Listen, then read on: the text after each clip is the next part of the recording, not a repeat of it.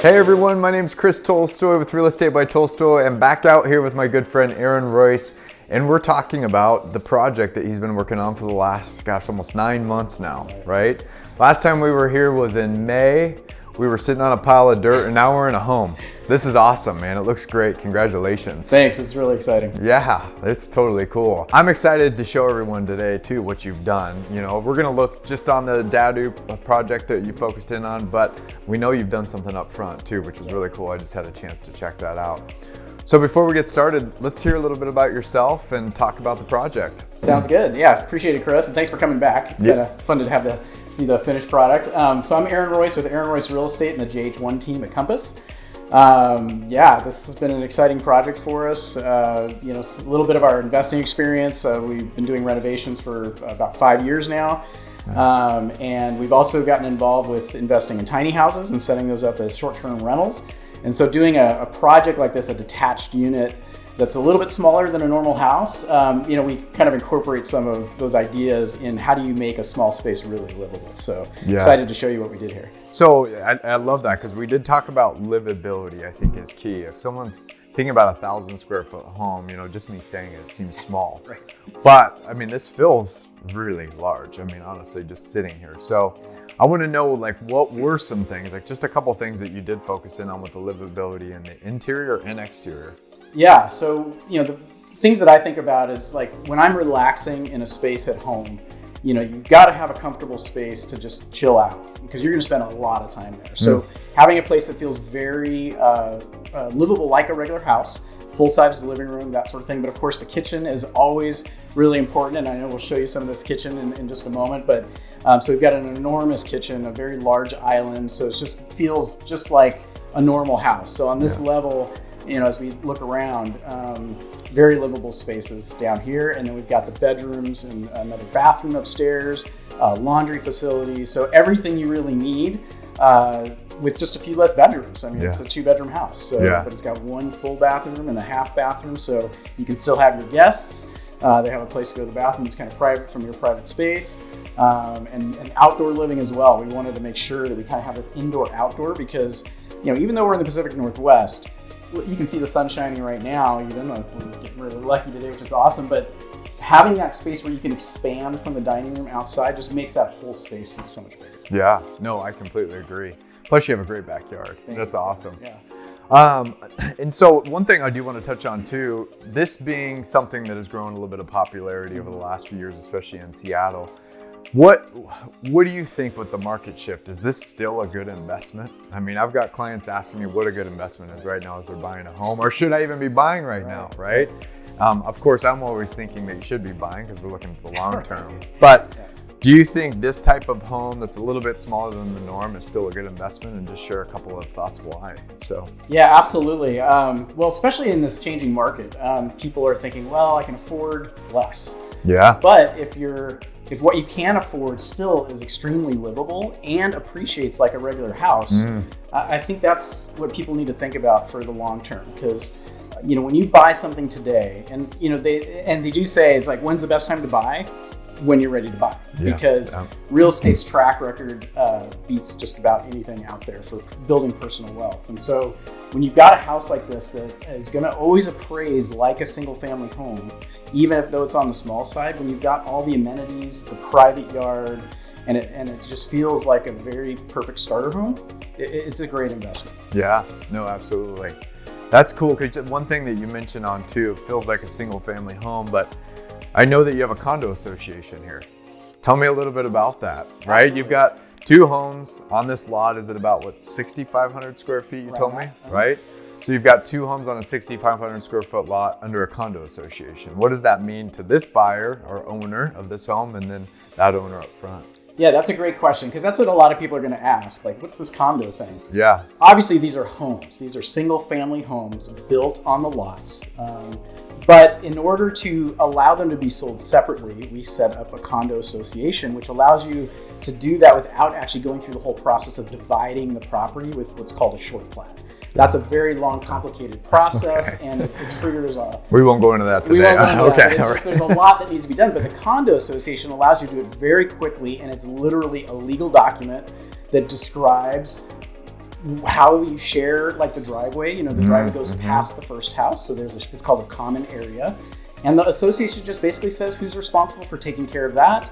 How do you pay the water bill? Because that is one of the unique things. There is one water line that breaks off and serves both houses, and this one will be sub-metered. Okay. So that's out of everything, that's probably the only thing that is going to be different from having your own personal house. It's just that the owner of this house will read the sub-meter, which will be located in this closet right here, so it's super easy. And they just have to report to the front house, who will probably be the main person paying the bill. Got it. How much they used, and then they'll just write them a check most likely. Yeah. And then the front person will pay the bill. And that's the only thing they typically have to share. Everything else is separate. Yeah. Power, garbage, all that stuff is on its own unique thing. So that's basically it. And that's the cool element too about a condo association is like the owners can decide how they handle that stuff, right? Once you turn it over, they're going to decide amongst themselves. You're out of the picture, so you won't dictate that rule now. So I think that's really cool. Yeah, they are the association, right? So they don't have to complain about anybody else. Yeah. They are the association, and the rules are super simple. It's not complicated at all. It's just a very simplified way to allow them to have an asset they can sell on their own down the road. Another thing that I wanted to mention too is when you're thinking about transitioning right now into a home like this, and I say transitioning is like a lot of clients that I'm working with right now, criteria has changed. Okay. They're either going to go out of the area that they were looking into, or they're going to downsize or look at a smaller home. Like something's got to give. When we see interest rates almost double in less than 6 months, criteria changes. So if you were, a buyer right now and you're looking at a 2,000 plus square foot home because that's what you're renting, now you're going into something smaller because that's what's in your budget. What's some advice that you would give someone there? Oh, great call. So first of all, the level of finish in a house like this, as we go through and we look at some of the millwork and the doors and things like that, so and even just the kitchen amenities. We wanted to put a high-end feel in a small space because that will create more value for the house. But the main thing is the livability. So we keep using that word, but having a private yard is amazing. And it's actually a real lawn. There's plenty of space to picnic out there, do whatever you want. We have a dog, that sort of thing.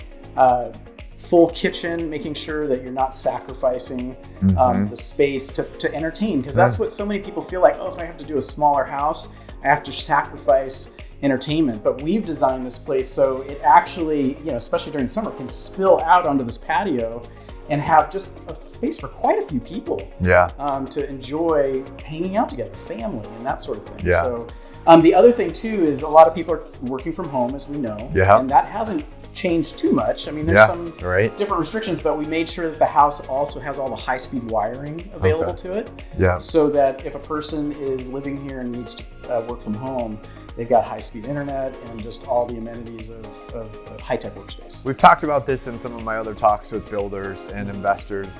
We're in a home that's less than $1 million in Seattle, which I think is really unique for new construction in Seattle. Hard to come by. And so as we're continuing to see this evolve with the city of Seattle, and now we're seeing it in other cities as well, do you think that with the shift in marketplace that this trend's going to continue to be there, where they're taking this infill development, creating condo associations and allowing people to build more than one home on it?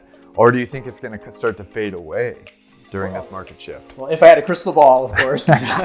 But just my own opinion, just based on my own investing experience, what I've seen in this marketplace, Seattle is always going to be desirable. We have the most amazing summers here. The high-tech companies, even though there have been some layoffs, they're going to surge back again. Everything is cyclical.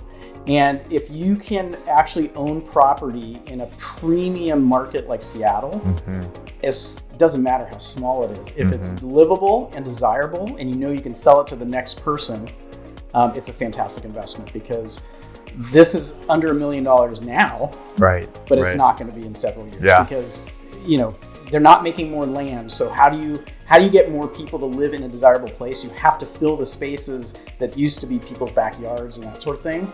But my goal is to make it not feel like a backyard, to make it feel like it's its own private property. And that's what I feel like we've accomplished. Yeah, that's awesome. Well, thank you again for letting us come back out and spending some time with us, learning more about this project. I'm blown away. Honestly, I think this place is awesome. I really appreciate it. And especially the yard. I mean, I've been through a lot of these. The yard space that you have, what you built here, the thought that you put into the plan, I can tell that you really did spend time doing that. So, you know, again, if someone's out looking for a home, new construction right now, I think under $1 million, that's where your budget's at. This is something you need to get with your realtor and check out right away. Especially Aaron's, it'll be hitting the market here pretty soon. I know you're excited. So, you know, is there anything else you want to add?